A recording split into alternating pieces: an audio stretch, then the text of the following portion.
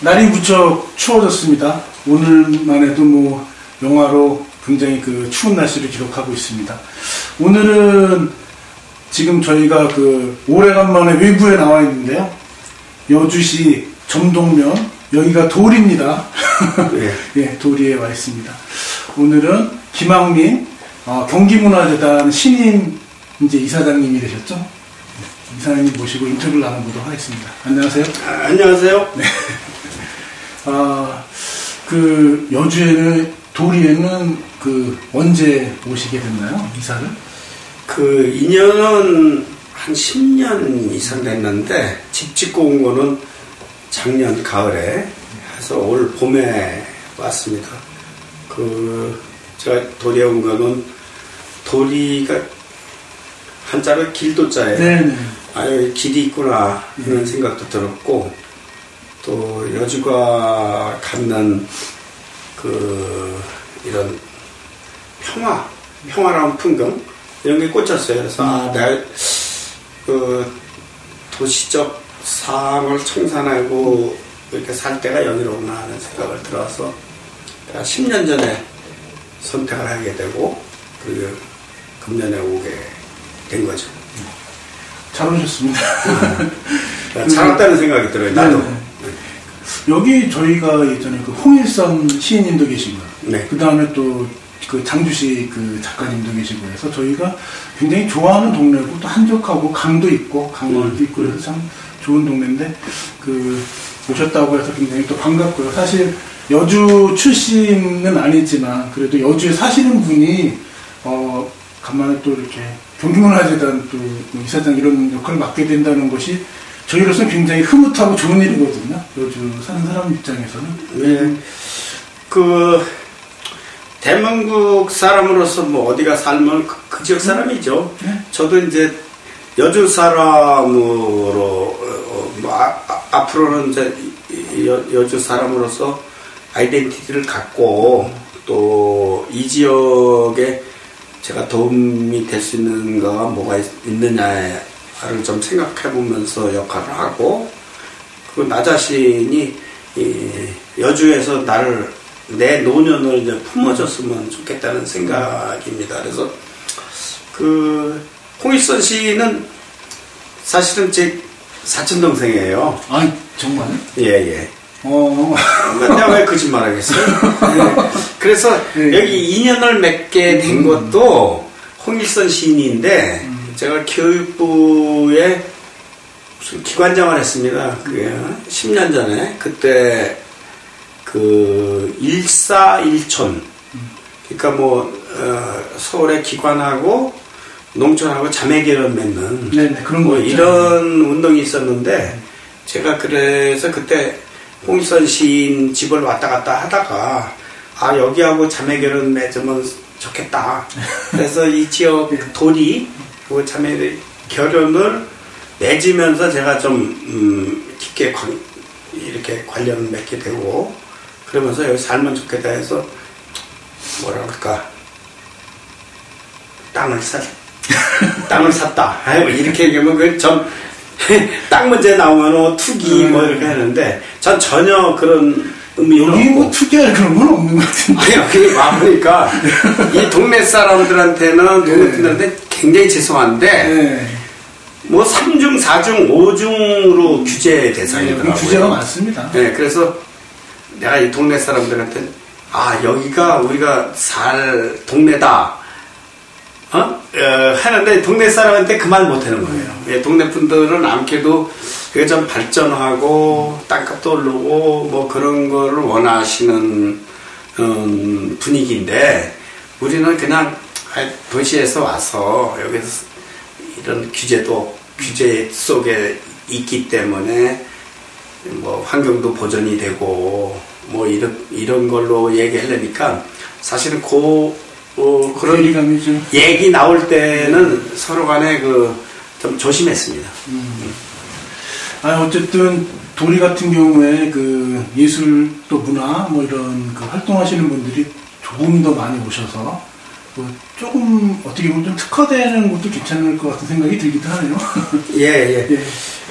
저는 지방자치단체들이 각기 자기 도시 또는 자기 지방자치단체에 대한 어떤 그 캐치프레이즈를 걸잖아요. 네. 여기 인문도시로 걸었더라고요.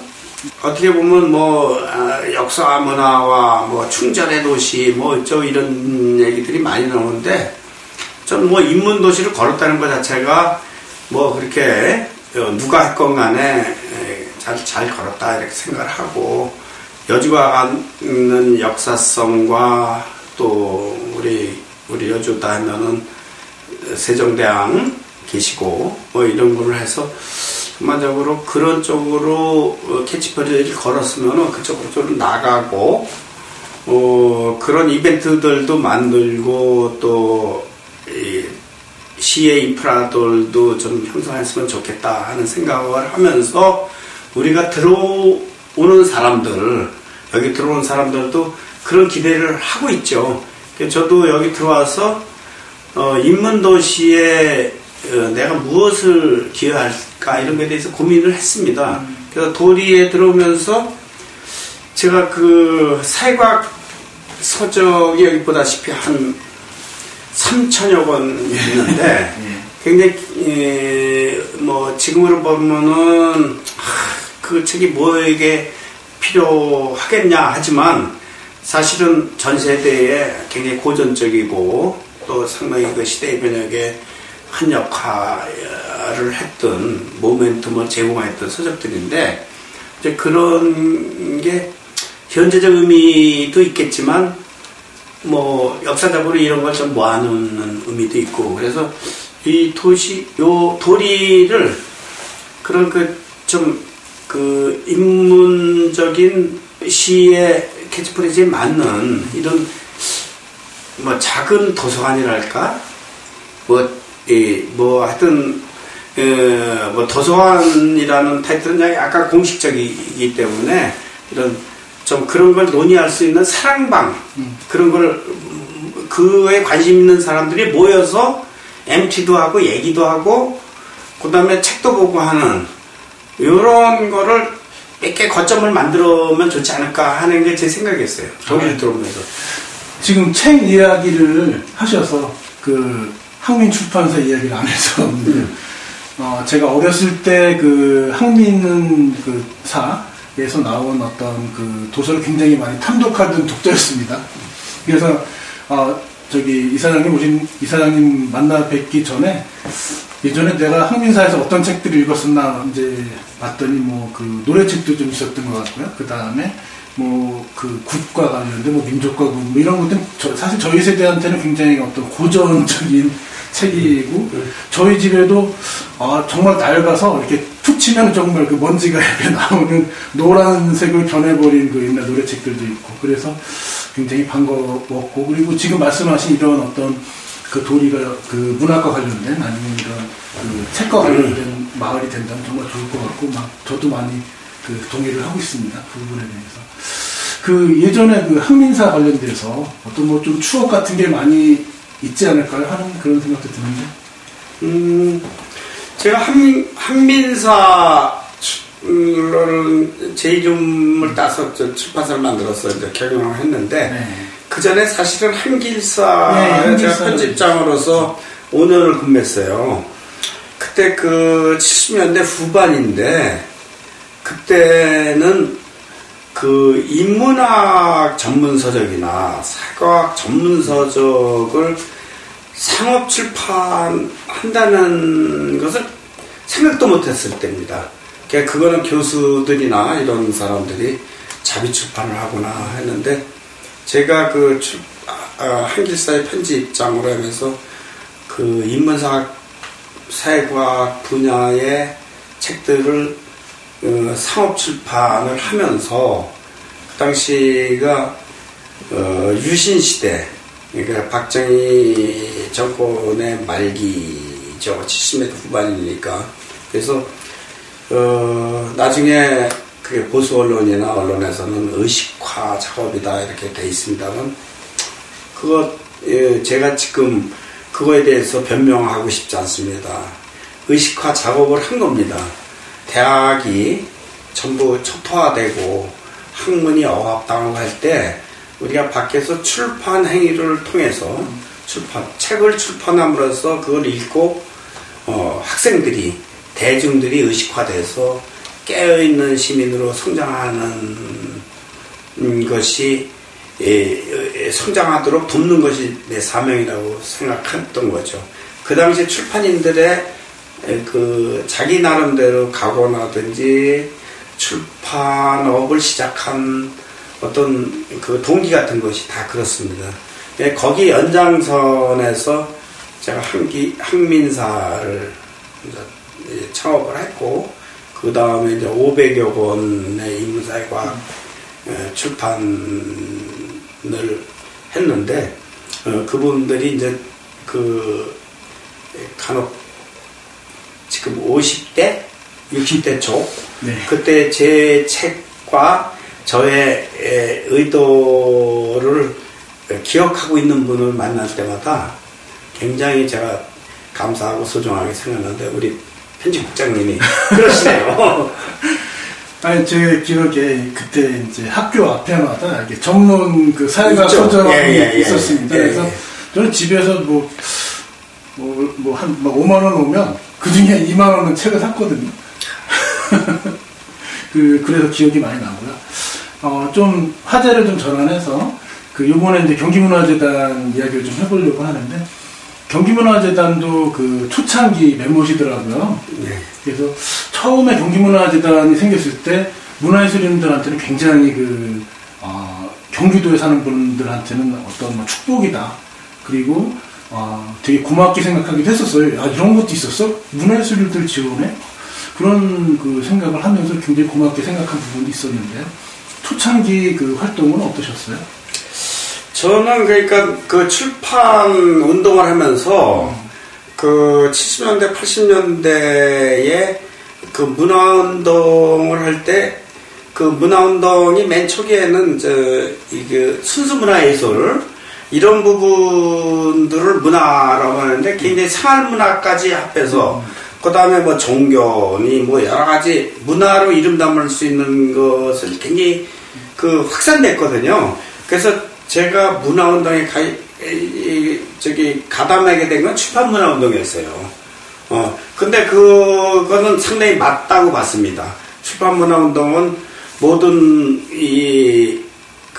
인문사회학 과학뿐만 아니라 자연과학 이런 것도 책을 통해서 그걸 대중화시키고 대중이 필요한 이런 부분들을 저들한테만 복무하게 하고 이런 의미에서는 출판운동이 굉장히 중요하다고 봤던 거죠.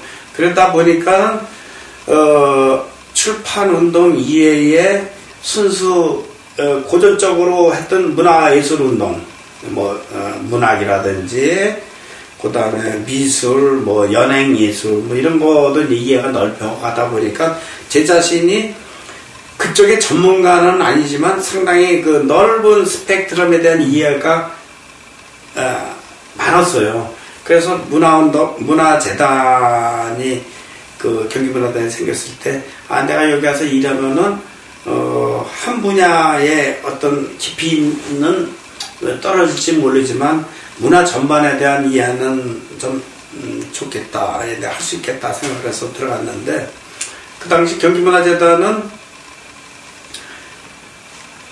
대한민국 최초의 문화재단이에요. 그러니까, 벤치마킹할 대상이 없는 거죠. 우리가 가는 길이 처음 가는 길이기 때문에 우리가 실수도 많이 하고 또 우리가 나가면은 그게 나중에도 배우고 그랬습니다만 하여튼 간에 어려운 상황에서 척도를 놓고 길을 만드는 역할을 했다고 봅니다. 지금 경기문화재단에 관해서는 여주와 관련된 분이 두 분이 있어요. 상당히 역할을 하셨던 분이에요. 그분들은 공무원이셨어요. 그러니까 제가 갔을 때, 경기도 문화관광국에 속한 공무원들이었는데, 이분들이 경기문화재단을 만드는데 상당히 역할을 하셨어요. 한 분은 여기 시장까지 지내신 이기수.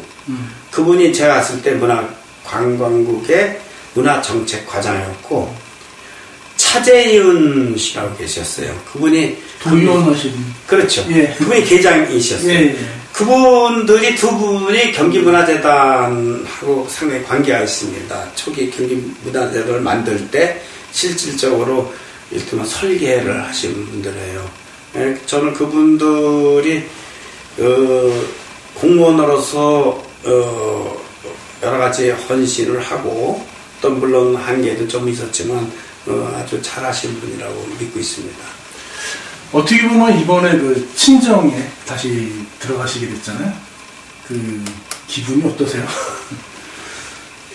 제가 20년 단위로 이 문화운동에 제 변곡점이 있었는데 제가 한 20여 년 동안 제야에서 문화운동을 했는데 그거는 일종의 그 실천을 못하는 도상연습 같은 거예요. 맨날 그 담론만 가지고 얘기하고 그러는 건데 그 담론을 가지고 98년 경기문화에 들어가서 그걸 실천을 해봤어요. 근데 맞더라고요. 가장 컸던 게 뭐냐면 민중 도민의 문화예술의 향수기회를 도민을 위해서 봉사해야 된다는 이거죠. 그러니까 거기에 그 틀을 가지고 얘기를 하다 보니까는 이게 잘 풀려가는 거죠.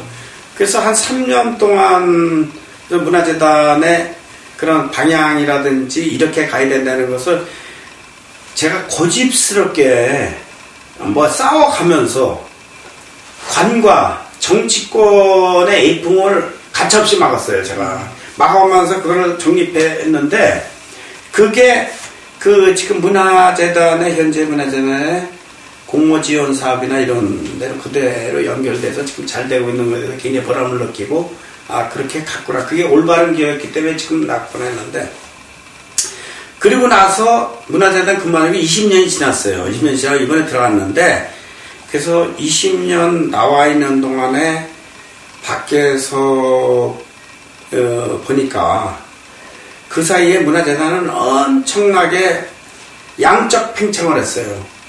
예산도 뭐 근 1,000억 이상이 되고 직원도 500명 이상 지금 540명이에요. 직원들 알지도 못합니다.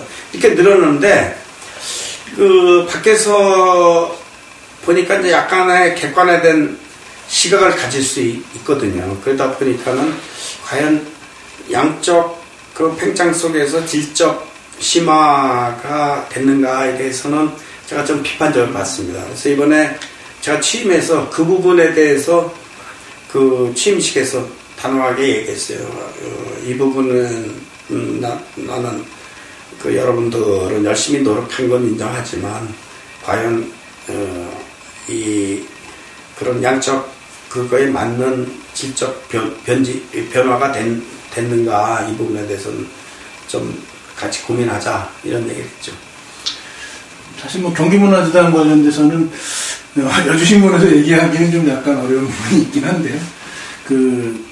저는 뭐 요거는 이제 뭐 인터뷰로 안 나갈 수도 있지만 좀 여쭤보면은 경기문화재단이 그러니까 문화예술 진흥사업 중심이어야 되는데 어떻게 보면 시설들을 운영하는 것이 적합한지를 잘 모르겠다 이런 생각을 좀 들긴 하거든요.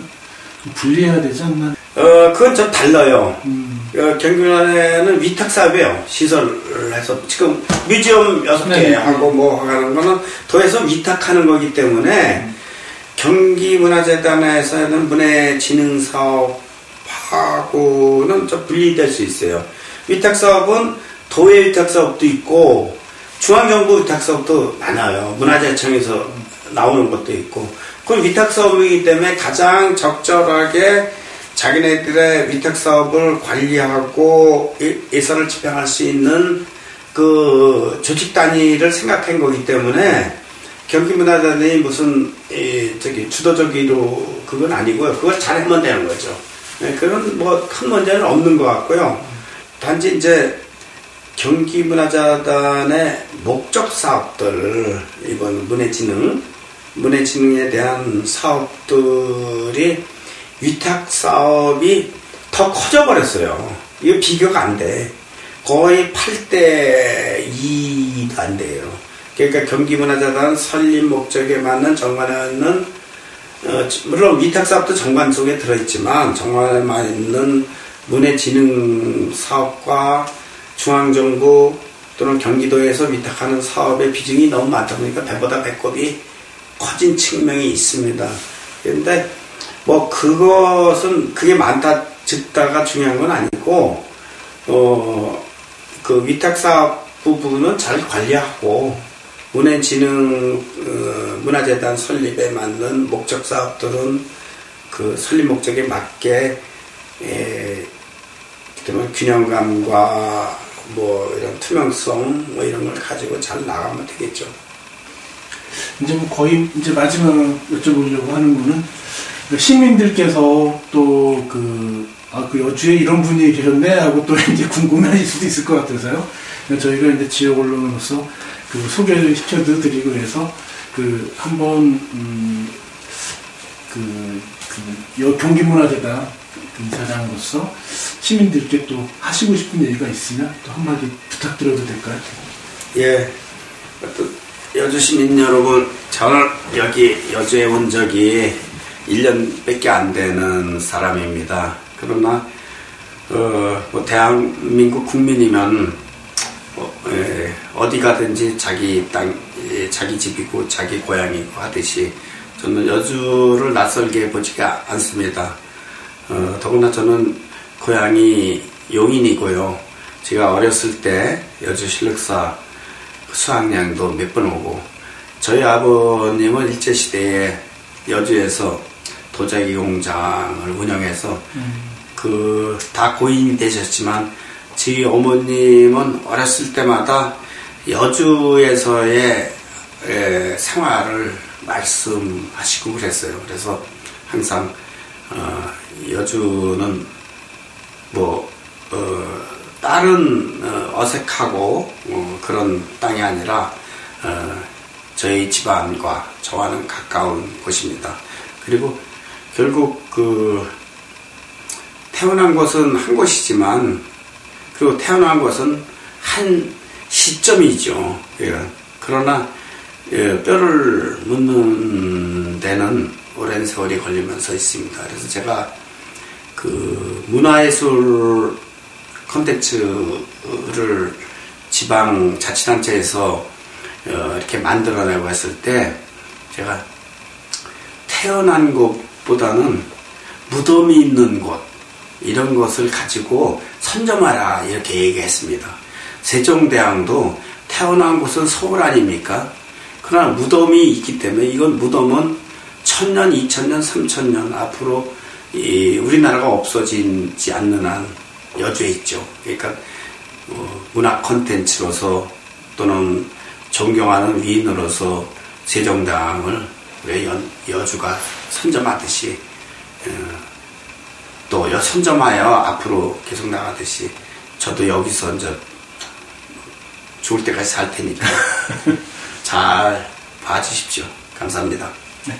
오늘은 김양민 경기문화재단 신임 이사장님 모시고 인터뷰를 나눠봤습니다. 감사합니다. 네.